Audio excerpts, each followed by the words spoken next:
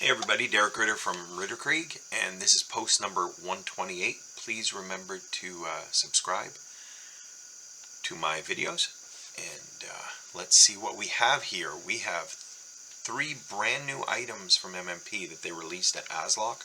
Unfortunately, I wasn't able to be there, but this year it was well worth it because I took my mom back to Coney Island, where she's from, for her 80th birthday. So we had a wonderful time and she showed me around. So let's see what we have. We have Journal 16, Action Pack 20, and Action Pack 21. So if you click on this image right here with the red background, it'll give you a 10% discount when purchasing all 3. But let's take a look what's in each one. So Action Pack 20 is $30, and it has,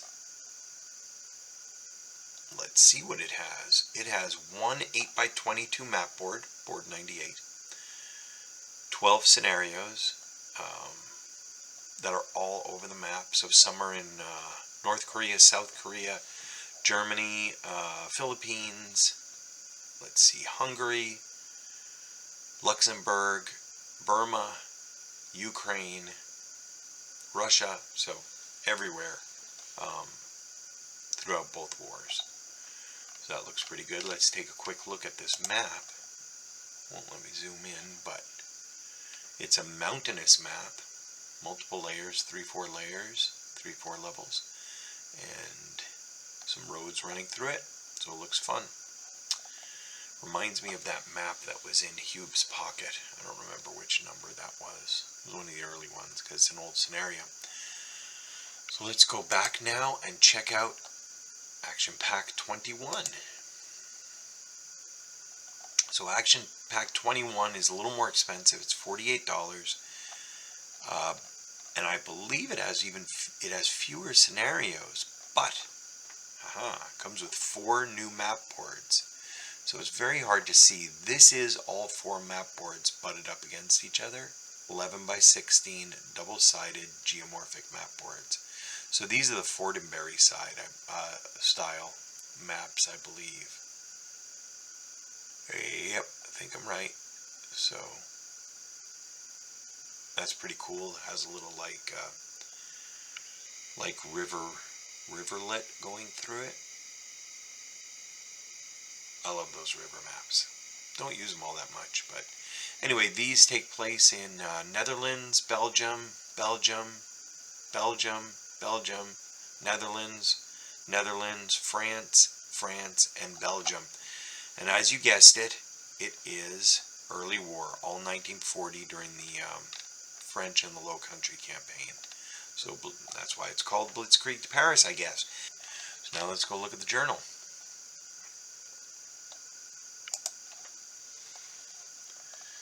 So the journal, number 16, is $52. Always some good reads in there. This has 2 maps in it. It has 96 and 97. And they're butted up together for this this photo, but it sure does look like a rural setting. So no more cities. Alright, well, it's a little town. Anyway, some of them stone buildings, some of them wood. So, and a lot of wheat fields. So, and these scenarios, there are a ton of them. German-Russian, German-Russian, Japanese-American, Russian-German, German-American, American-German, German-Czech, German-British, Canadian, all German. Russian-German, Italian-American, British-German, and Polish versus Russian. Well, those are kind of fun, because those are...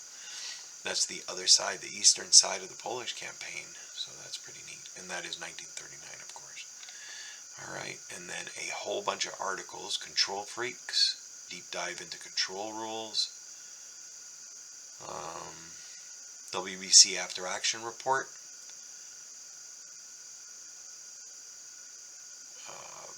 Steve Pleva, Mike McGrath ponder some quirks and issues of the game and offer suggestions. No-brainer addresses those suggestions and the rule changes put forth in this issue of the ASL Journal. Rule changes. Kharkov in Flames is a preview by designer Andy Rogers for this upcoming hassle. Okay, let's talk about Andy Rogers. Let's talk about Kharkov in Flames. Let's talk about Haddon in Flames. My favorite campaign game ever. Love it. I'm going to be honest, it's probably one of the only ones I've ever finished, and I've finished it like 5 times now. Can't get enough of it. Well, I've kind of gotten enough of it now. But I'd play it again. I really would, because it is just so much fun. So, I don't know anything about Kharkov in Flames. I'm actually going to be honest and tell you this is the first I've ever heard of it. But if it's anything like Haddon in Flames, super excited, because just the rule set, the map, the approach to simplifying campaign games is perfect for my brain. Not everybody, but for mine, because I get overloaded really quickly, and I was able to absorb all of it. So super excited about that. Thank you, Andy Rogers. I know it'll be good no matter what. He made another one too, a Pacific one. I forgot what it was called. I never played it, but I heard good things about it. So everything is good coming from Andy Rogers. All right, Alt OBA takes a look at OBA predictability in this article. Jim Bishop is doing a lot now. I'm seeing more and more stuff by him. I don't know if that's because he retired from his day job, but I'm grateful for it. Whatever's doing this, and maybe it's just me. Maybe I just never noticed this before. Pre-combat check, SF-20 through the breach into the fire is Sean Deller's examination of the critical rules players must understand when playing this Sword and Fire Manila scenario. I have Sword and Fire Manila. I have not played it. Got to do that. I really like the Japanese. I really do.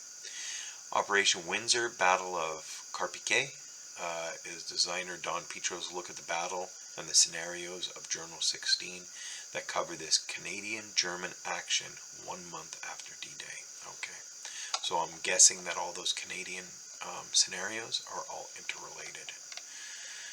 All right, so that's the 3 of them, the 2 action packs and the 1 journal. And if you buy them all at once by clicking on this, you'll get a 10% discount. Don't forget to click on free shipping, because free shipping does apply inside the continental United States, maybe the uncontinental United States too, I think.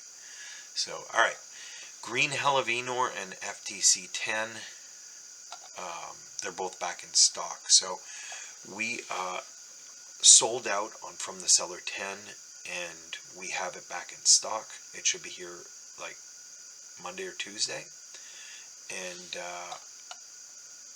we know a lot of people were waiting on that because they wanted the package deal with Task Force Faith, because From the Cellar 10 had the original Korean War map on it, that beautiful winter map. Task Force Faith was like the part 2 of it, so you kind of want them as a group.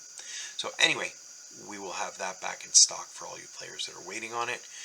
Green Hell of Enor and Green Hell of Enor Player's Guide. So Green Hell of Enor sold out, and we have more copies coming.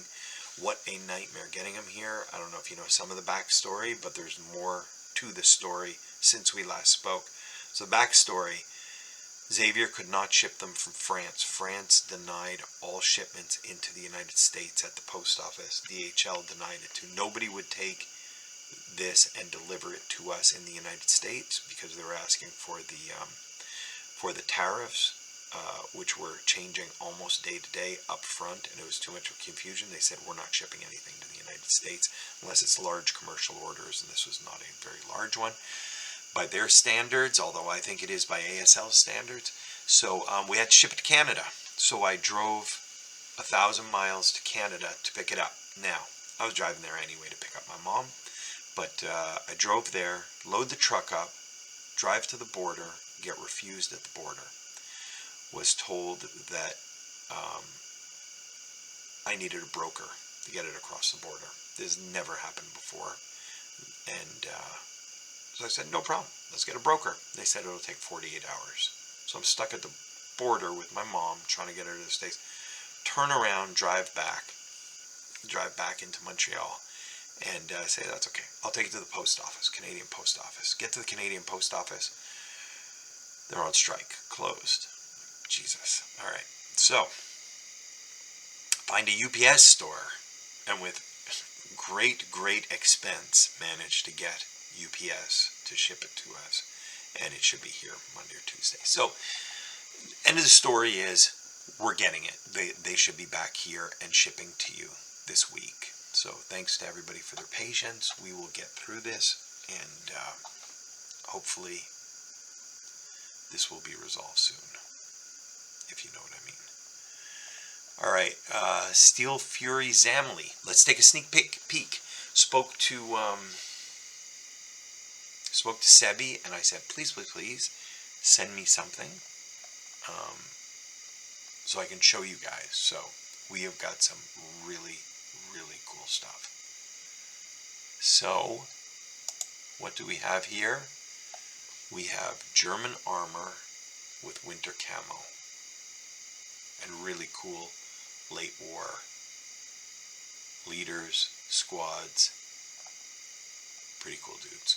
All right, and then we have Russians, more cool dudes for them. And I don't know what that symbol is. Maybe it's a guard symbol or something like that, but on those Russian counters, look pretty good though. I like them a lot. All right, let's look at some more counters. Here's another example of winter camo German armor. Gosh, that looks good. All right, gives me the chills. Brr. All right. Then some winter camo Russian AFV. Here's T-3485s without the winter camo and with. Yeah, they look good. Makes you want to put on a sweater. Alright, now let's look at the map. So these are just tiny little screenshots. Huge map, like 6x6 when you put them all together. Luckily you don't have to do that for the scenarios, but if you did, not saying you would, but you could. Alright, so there's one of those SU-100s with the devastating 100mm gun. And the snow in the woods. There's some, I don't remember, I play tested this and I can't remember.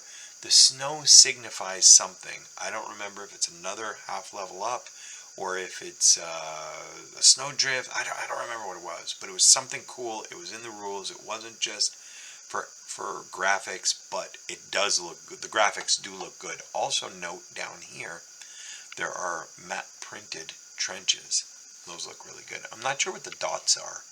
If the dots are minefields, I'm not sure. Anyway, I know there are printed minefields too. But yeah, pretty cool. Alright, and then here's a town, an example of a little town, and notice the snow on the roof. Really adds the flavor that you're there. And there's another one of those pesky SU-100s. Notice that the contour lines for the elevations are drawn on the map. And that's brilliant for us colorblind people. I know in our little group right here, me and Ray Wallazin are both colorblind, and we both have trouble with seeing the different elevations. So when they do that convention right there just helps so much. I'm grateful. And I know 10% of you out there, you know, are also suffering that pain. Notice that the crest line is red and black or dark gray. The red signifies, I can't remember if that means it's a steep slope or a mild slope, but one of them, your tank can slide down the mud and be damaged or destroyed. So there's certain places that are, and there's more rules. There's line of sight rules to it too, I believe. I can't remember now. It's been almost a year since we play tested this, but it was a lot of fun, and it wasn't very hard to figure out. So. Alright, so there's that, and then here's a quick example of a half of a scenario, and notice this is being played on boards 8 and 9, and you would say, how can it be 8 and 9 if there's only 6 map sheets that come with this? And that's because I guess some of the other map sheets will be in Zamoli 2 when that gets released. So all we're looking at here is the Russians, but you get an example of it. So You get some cool counters with winter camouflage for the Russians. And this one takes place 11 January 1945. And I know these battles go from January to March, although I don't know what the campaign does. So, and this is a pretty big one. Not a ton of units. I mean, the Russians only have, what, 4, 6, 12, 13, 14, 16 and a half squad equivalents. So, well, 17 and a half with those crews, but 11 turns. So it's going to be a pretty big one. Anyway, the one we played was phenomenal. We played it 4 players, and it was just an absolute blast. Anyway, that's it for the sneak peek. Maybe I'll get more, but really looking forward to this. We're about a month out now, so that means I should be sending out invoices in about 2 weeks. I don't know if I told you already, but we're getting a 25% less than we normally do, and we've already pre-sold about half of what we're getting, so it's not going to last long. So this one's going to go really quickly. Anyway, that's it. Thank you guys so much for watching. One more reminder to subscribe. Love to see people subscribe. Us and Mr. Beast, we're getting neck and neck there right now, so hope to overtake him with this edition of a post, and we'll talk to you real soon. Thanks for watching.